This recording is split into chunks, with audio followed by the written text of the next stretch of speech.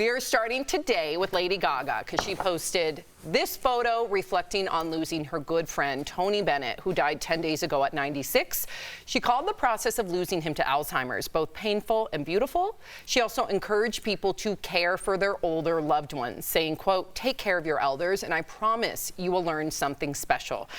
So let's talk about caretaking. Some of the statistics in America are pretty shocking. Nearly 42 million Americans provide unpaid care to seniors. That's 17% of the adult population. Caretakers spend nearly 24 hours a week providing unpaid care, and the average caregiver is around 50 years old. More than 75% of all caregivers are female, and finally, caregivers provide an estimated $470 billion in free labor each year. DBL Nation, we want to hear from you. We know that a lot of you have written in that you yourself are caregivers, so we got to hear from you. Please go to dblvote.com to weigh in. What do you think of Lady Gaga's post, and how do you feel about taking care of your loved ones as they get older? Tory, I immediately think of you. You have always had to be a caretaker here and there for your mom for many years. Yeah. And I know that you also try to provide support to your sister and your dad. Yes. So what would you say to all of this? First of all, certain cultures are, I think, better at dealing with the elderly. I think the Asian cultures, the Italian cultures actually, Hispanic cultures, they really value the knowledge and wisdom that the elders give you. Sometimes in America, we throw them away. And a lot of times just put them in a nursing home, whatever. Our family doesn't do that, and my mom has Gaucher's disease. She's been very sick all her life, but she has escalated into a different area now in the hospital.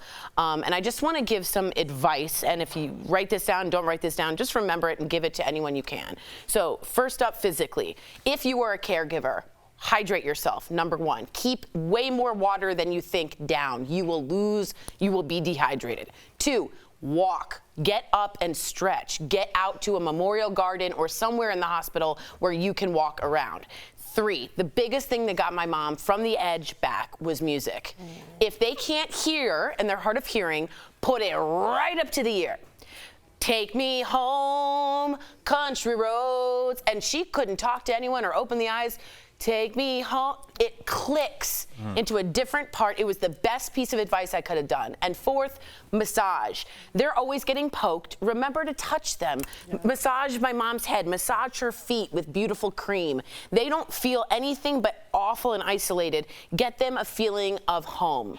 And then lastly, mentally, for yourself, have somewhere to vent, have somewhere to go. My dad and sister, they have jobs, and it's another job. They have nowhere to go for the frustration. The government doesn't help. There's no pay. It is exquisitely expensive, and the mental anguish it takes for someone who's not always cooperative is as tiring and weary. And at the end of the day, my dad wants his wife back. My sister and I just want our mom back. Oh. And she's not all there, and it is a endless, thankless job. And I want to say thank you to anyone out there doing it, because no one's saying thank you. Right. It is a thankless job, and I know too, just because I recently was given the gift, I'll say, to care for my mom. It was only a week, so don't get it twisted. But that week, I saw what a special moment to help someone that's helped me out my whole life. Right. However, and I think you two are going to relate to this, I don't think my mom ever wanted any of her kids she felt like it was a burden. Well, she thought it was a burden for me to leave Denver, Colorado, come to take care of her, when in reality, and I brought Sophie, and I thought, what a beautiful example for Sophie to see beautiful lesson, us Sam. Care for our elders. However, would you want your children caring for you? How do you get past that? I think it might be different because we are of a certain generation, but my father didn't want his birthday mentioned. So how do you think he would have felt about 2 or 3 people around his bed? I feel like in a lot of ways, and I've never really said this, I feel like my father just kind of like let himself pass. Wow. Because there was a part of that generation, and if I can't work for my family, what am I doing here? Whereas, you know, you might be like, now I can do my second career. Now I'm going to be a painter and move to Key West. Like, that generation was like, I was a letter carrier and now I'm not. Why am I here? So you're also dealing with, as a caregiver, a patient that doesn't feel value a lot of times the within dignity. themselves. Yes. And I think that that's a different part of the equation. And Jeff, I just wonder, like, who do the caregivers empathize with? Because there is no walk for caregivers. There's one for cancer. there's one for ALS, but there isn't one for caregivers, and it's a sixth of the population. Yeah, I just think family's important to me, right?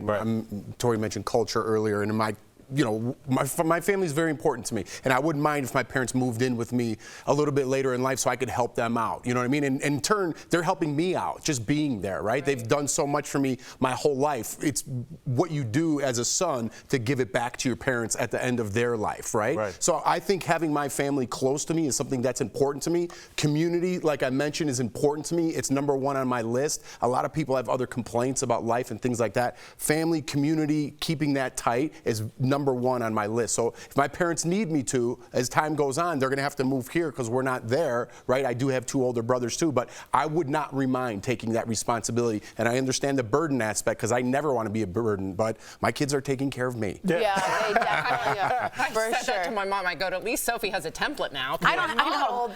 To her, exactly. how to do See it. how mommy does this? And there's something quite exquisite about feeding your mother, knowing she did that for you and giving that back to her. That's a beautiful gift. Beautiful. It's also very hard, but beautiful. Yes. And a lot of people don't have the resources. I just want to say that because there might be people at home being like, I can't take off work.